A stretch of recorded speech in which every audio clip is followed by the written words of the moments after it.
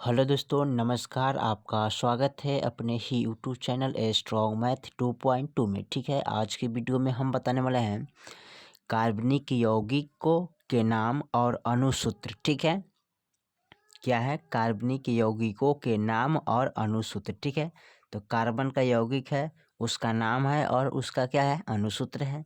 तो यहाँ पर यौगिक का नाम मैंने नोट कर लिया है। ठीक है, जो मीथेन है, इथेन है, प्रोपेन है, नॉर्मल ब्यूटेन है, आइसो ब्यूटेन है, नॉर्मल पेंटेन। ठीक है, यहाँ तक ले हैं। उसके बाद उसका अणुसूत्र है, यहाँ दिया हुआ है। ठीक है, इसको हमें संरचना सूत्र बनाना है। ठीक है, तो कैसे संरचना सूत्र बनाइएगा, चलिए इसको हम देखते हैं शुरू करके। तो देखिए यहाँ पर, ठीक है, यहाँ पर तो मीथेन है। ठीक है, मीथेन का जो अणुसूत्र है यहाँ दिया हुआ है। ठीक है, और उसके बाद क्या करेंगे, इसका संरचना करना है। तो संरचना कैसे करिएगा? तो CH4 यानी कि C एगो और H का एगो 4 गो। ठीक है, तो यहाँ पर C एगो देंगे। ठीक है, H कितना देंगे? 4 गो देंगे, यानी कि चारों दिशा में। ठीक है, तो यहाँ पर एक H होगा, फिर एगो यहाँ पर होगा, फिर एगो यहाँ पर होगा, एक यहाँ पर होगा। ठीक है, आपको याद रखना होगा कि मीथेन CH4। ठीक है, यानी कि C एगो, H का एगो 4 गो। ठीक है, उसके बाद देखिए इथेन। तो इथेन का अणुसूत्र याद रखना होगा C2H6। ठीक है, कितना? C2H6। तो इसका संरचना सूत्र कैसे बनाइएगा? तो इसका संरचना सूत्र बनाने के लिए दू यानी दू गो है तो दू लगाइए। ठीक है, तो यहाँ पर इसको हम खींच देते हैं। ठीक है, दू गो तो एक दू, H का एगो 6 गो, तो यहाँ यहाँ यहाँ। ठीक है, दू, उसके बाद 3 हुआ, एक 4, एक 5, एक 6। ठीक है, ये हो गया आपका संरचना सूत्र। ठीक है, चलिए अब कर रहा है प्रोपेन। प्रोपेन का होता है कितना? C3H8। कितना होता है? C3H8। तो इसको आप बना सकते हैं कैसे? यानी कि C 3 गो। ठीक है, C कितना देंगे? 3 गो, तो 3 गो हो गया। ठीक है, H कितना देना है? 8, तो H इधर भी देंगे, H इधर भी देंगे, H इधर भी देंगे, तो 3 गो हुआ। 3 एक 4, 4 एक 5, 5 एक 6, 6 एक 7, 7 एक 8। ठीक है, यानी कि 8 गो H होगा और C कितना हुआ? 3 गो। ठीक है, चलिए उसके बाद हम देखते हैं प्रोपेन का बाद क्या है?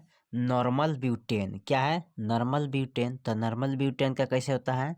इसका अणुसूत्र होता है C4H10। ठीक है, याद रखना होगा नॉर्मल ब्यूटेन का C4H10। ठीक है, तो यहाँ पर C 4 को दीजिए।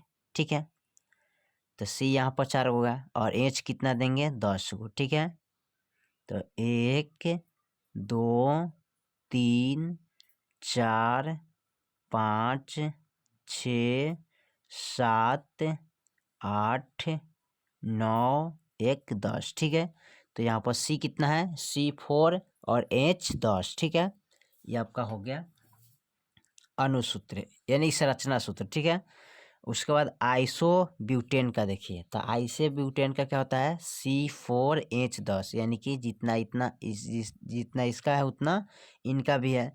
नॉर्मल ब्यूटेन और आइसो ब्यूटेन, देखो तो ब्यूटेन लास्ट में दोनों मैच करा है, इसलिए इसका अणुसूत्र दोनों का क्या होता है? C4H10, C4H10। ठीक है, तो यहाँ पर आप लगा दीजिए C 4 गो। ठीक है, 3 4। ठीक है, अब H यहाँ पर लगा दीजिए 10 को। ठीक है, 1 2 3। ठीक है, 4 5 6 7 8 9 1 10। ठीक है, इसी तरह आप लगा सकते हैं। उसके बाद दे रहा है, अब ये नॉर्मल पेंटेन। ठीक है, और आइसो पेंटेन, यानी दोनों का अणुसूत्र क्या है? बराबर है। ठीक है, तो देखिए नॉर्मल पेंटेन, तो यहाँ पर C5H12। ठीक है, कितना है?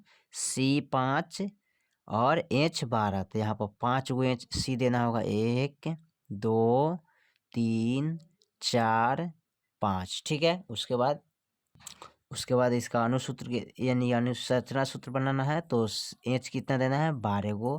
तो यहाँ पर 1 2 3 4 5 6 7 8 9 10 11 1 12, ठीक है।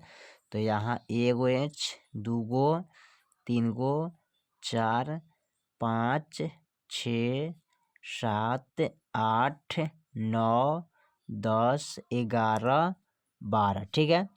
यानी कि C5H11, ठीक है। चलिए आइसोपेंटेन, यानी कि इसके लास्ट में क्या है पेंटेन, इसके भी लास्ट में पेंटेन है, दोनों का अनुसूत्र समान है, ठीक है। तो इसमें भी हम C कितना देंगे 5 गो, ठीक है। तो 1 2 3 4 उसके बाद 5, ठीक है।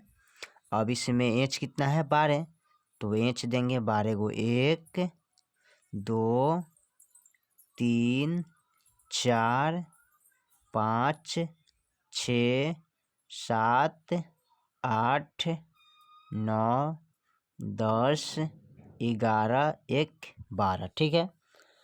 आइसोपेंटेन का अनुसूत्र हो गया, ठीक है, संरचना। और उसके बाद देखिए अब दिया है यहाँ पर आइसो का हो गया, ठीक है। यहाँ पर देखिए नियोपेंटेन, यानी तीनों का नाम में क्या है बराबर यानी कि आ रहा है, ठीक है। इसलिए इस तीनों का अनुसूत्र समान होगा, ठीक है। तो नियोपेंटेन, तो नियोपेंटेन का भी वही लक्षण है, ठीक है। C5 को दीजिएगा, ठीक है, याद रखिएगा इसको 4 1 5, ठीक है। अब एच आपको कितना देना है 12 गो, ठीक है। तो 12 गो एच दे सकते हैं यहाँ पर, ठीक है। तो 12 एच हो गया, ठीक है।